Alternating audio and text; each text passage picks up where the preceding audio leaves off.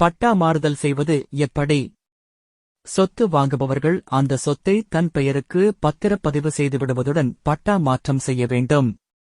சம்பந்தப்பட்ட சொத்து எந்த தாலுகா எல்லைக்கு உட்பட்டது என்பதை அறிந்து அந்த பகுதி தாலுகா அலுவலகத்தில் பட்டா மாற்றத்துக்கு விண்ணப்பிக்க வேண்டும். இணையதளத்திலும் பட்டா மாற்றம் செய்வதற்கு விண்ணப்பங்கள் கிடைக்கின்றன.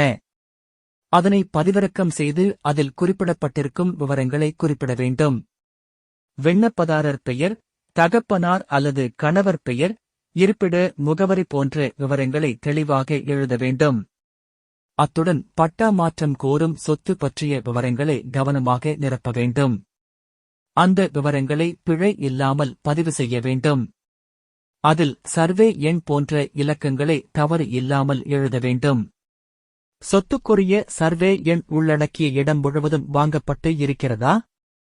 சொத்தின் ஒரு பகுதி மட்டும் வாங்கப்பட்டு இருக்கிறதா என்பதை குறிப்பிட்டு அது தொடர்பான சர்வே எண்ணை குறிப்பிட வேண்டும். ஒரு பகுதியை மட்டும் வாங்குவதாக இருந்தால் உட்பிரிவு சர்வே எண்ணை சரியாக குறிப்பிட வேண்டும். அத்துடன் பட்டா மாறுதலுக்கு கட்டணம் செலுத்திய விவரங்களை இணைக்க வேண்டும்.